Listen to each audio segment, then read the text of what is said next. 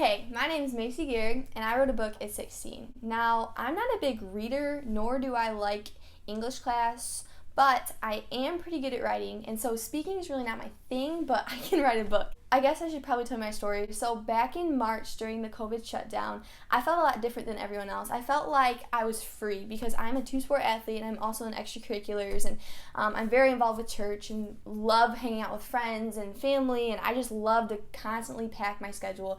And so when COVID shut that down, I almost felt relief because I got to figure out who I was. I got to spend time with the Lord. I got to go on bike rides and run and get to FaceTime people that I haven't talked to in a while, and I just felt like a different calming throughout that time because I was so used to being so busy that when it wasn't, I almost felt like, what's my next step in my walk with the Lord? And so during March, I had a new perspective, and a lot of people didn't. A lot of people were feeling defeated. They were doubting because all the things they were so used to doing, that normalcy was gone and taken from them. And so I really felt like God was calling me to reach out to those people. And so I started doing devotionals, and I made an Instagram account just for posting about Jesus and posting little thoughts I had and verses and just sharing with the world that God was still as present and with them in that day and age than he was at their highest of highs in life. People were really responding to that in a way that I could see God working. I could see God using me for his glory, using me to reach people that I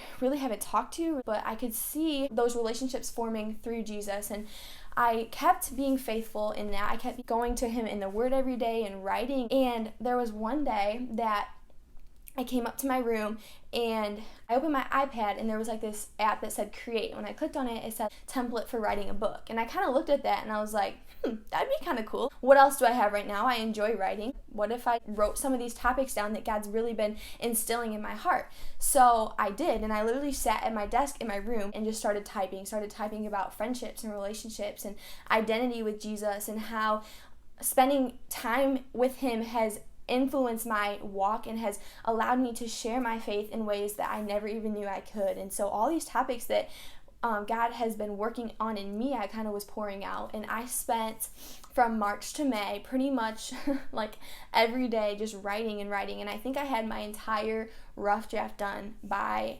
the end of May, which is crazy if you think about it. But that's truly how just God was pouring into me. It wasn't, I'm going to sit down and write a book. It was, okay, God, what do you have to say? Use me as your typewriter, you know what I mean? So in June, when things started back up again, I stopped writing. And when I stopped writing, I started doubting because I didn't really think that I would do anything with this. I had a document with words on it and different topics, but when I thought about publishing and putting it out for people to read, I didn't think anyone would read it. I didn't think that people would buy it, especially from a 16-year-old. I'm not qualified to write a book. I'm not qualified to publish from publishing companies around the world that publish big-time authors.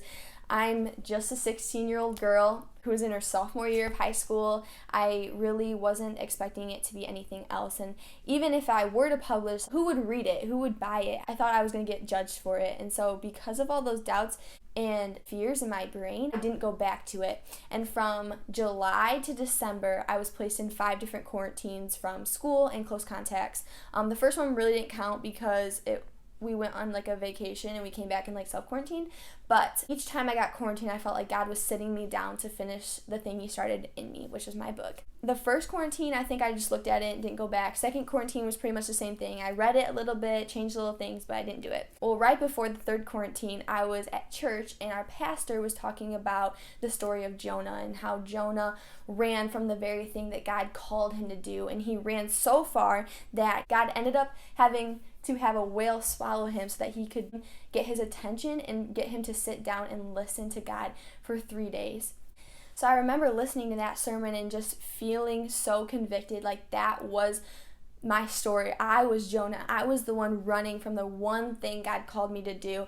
I was running from it because I was scared and I was filled with doubts and fears, and I didn't know how God would work it out, and I knew that I didn't know how to work it out, and I knew that obviously I didn't really have any authors around me that I could look to. I let myself run, and so I felt like my quarantines were my whale. I remember running out of that church in tears because I just felt like that I was Jonah, that I was running from the one thing God called me to do. And my friend came after me and she prayed over me, and I just knew from that day that God had a plan for my book, and that what he started in me, he would finish until it was complete. And so the next quarantine, which was my third quarantine on November 5th, I remember getting the call down to the office and being like, okay, God, I get it. Like, this is my will. This is my time to finish what you started in me. And so I went down in the office, was like, listen, I'm quarantined. I know I'm quarantined. Just send me home.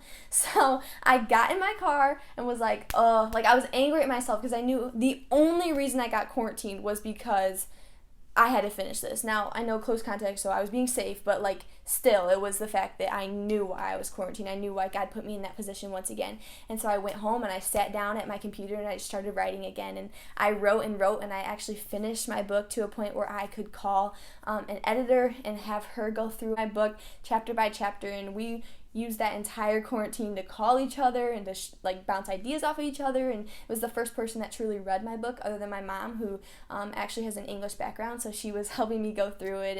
And once that quarantine was over, I actually started looking at publishing options. And if you know the publishing world, or you don't, it is crazy. There are so many different options. There are so many different ways and avenues you can go through, and if you talk to every author, it's a different way. For me, it was really heartbreaking and it was so overwhelming because not only am I trying to go through sports in school and trying to be a good student, I was also trying to figure out how the heck I was supposed to publish a book.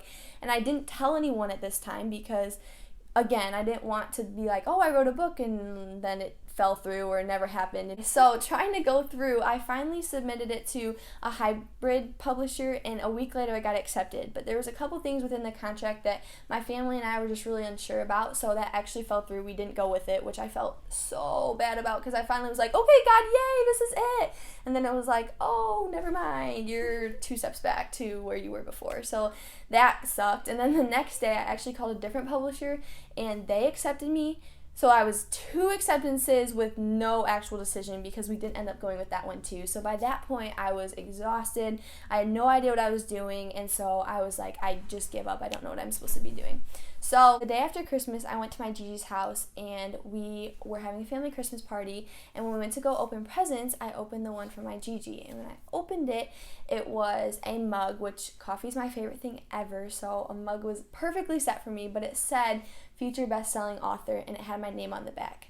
And she didn't know how much I was struggling nor how overwhelmed I was, and so when I got it, I literally almost broke down in tears. I was in shock at how God planned this present to affect me, because as soon as I got that, I knew in my heart that God was gonna make a way and that I just needed to trust him because he had the situation under control and my book would be published. It was just gonna take a little longer. I'm still thankful for her for that present because it changed my story and it allowed me to turn back to God and to put my focus back on, I know that he's in control here and that it doesn't have to be from my doing, but that he is going to make a way for my book and to get it out to people. So the next day, on December 27th, I submitted my book to a traditional publisher, and I knew that it was a long shot. I knew I wasn't going to get in, but I also felt like this was the next step that God was calling me to do. There was a 6-week period from when I submitted it to when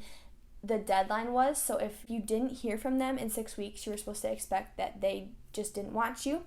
So I took those 6 weeks to unplug. I deleted social media, I got off of my phone, and I got refocused on my relationship with God and sports and school, and I let God have control of my book situations. A week before the deadline in February, I was sitting at a coffee shop, felt like I had to go back and rewrite one of my chapters.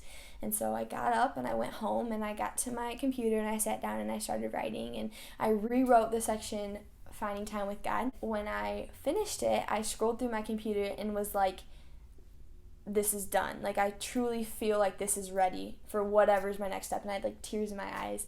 An hour later, my mom sent me a screenshot of this new company that had just posted on Facebook, and it was actually a former pastor of mine at our old church. And so it was super cool because like we knew them, and they had written 5 books between the two of them. And so knowing them and knowing they started a publishing company helping authors get published was so crazy how God could use such an inner circle like that to fulfill his plan. And so I waited for the deadline. I was patient. The next day, I sent a message to Kathy Quillett through the Addis Press publishing website, and like an hour or two later, she sent me an email back saying she wanted to meet with me. So we set up a Zoom, and I signed with them a week later. And I look back at that, and I just think everything that led up to that situation was totally planned, and it was put in place because they had to get the little details of their publishing company put together. So by me being patient and waiting for God to answer, he set me in place to be with them, which is exactly what happened and is exactly how Dear Teen got published. And they were incredible. Kathy and Tyler completely designed everything. They did it so I would love it, and they gave me so many options. Tyler Quillett was the youth pastor at our church, and so since we knew him, like I could be real with them, and they were real with me, and it just felt so natural. It felt so cool to know that someone was guiding us through this process and that I could trust them. It was so God-led. It's so cool to see just how God used every revision to make Dear Teen what it is now. Oh. So this is my book, Dear Teen. It's a Christian book guiding teens on how to live a life that honors and glorifies God. I remember reading books, even now, and if you look at Christian books for teens on Amazon, you'll see that usually they're written by older women or even men. And I remember reading some and being like, this is good, but they don't truly know the ins and outs of being a teenager. And so for me, I wanted to write a book that was relatable to teens, that showed teens that I get it, that I'm in that stage right now, and that I know what it's like to be a teen in this world, and that I'm choosing to live a life that glorifies and honors God, that there's a choice to be a Christian and to be like successful within that and to be happy. Like, you don't have to be a Christian and not do fun things. You're allowed to have fun, and that's what God wants for your life, but it's still to glorify him and his plan. And so I wanted teens to know that someone was with them in their struggles, their friendship and relationship struggles, and I wanted teens to see how you can use God within those struggles to find something more godly and something that honors him. So Dear Teen goes through identity, it goes through enduring with faith, going through toxic friendships and finding godly friends, godly relationships, learning from past relationships after breakups, living out your faith, finding time with Jesus. It's available on Amazon. It's really cool to see how God's worked through it, and I'm no different than I was before I wrote a book. It's kind of weird because I'm like, I wrote a book, I'm like, okay, I still feel the same. I actually published when I was at a soccer tournament. I was literally in my hotel room like, yep, okay. But yeah, go. I know, that's just kind of how it is. So. Do you think that's important for people to know, that what? If they want to make a book, that you don't feel any different?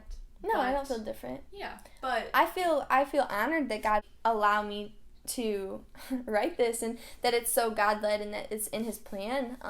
I think it's cool that I can look back into it. If I'm having some times with friends, I can be like, oh, maybe I should go read it again, just to remind myself of even my words. But I think it's really cool how God put everything together, and it's such a teen book, you know what I mean? Like, it's a conversation. It's seriously me talking to you, the entire book. Well, yeah, thanks for listening. God.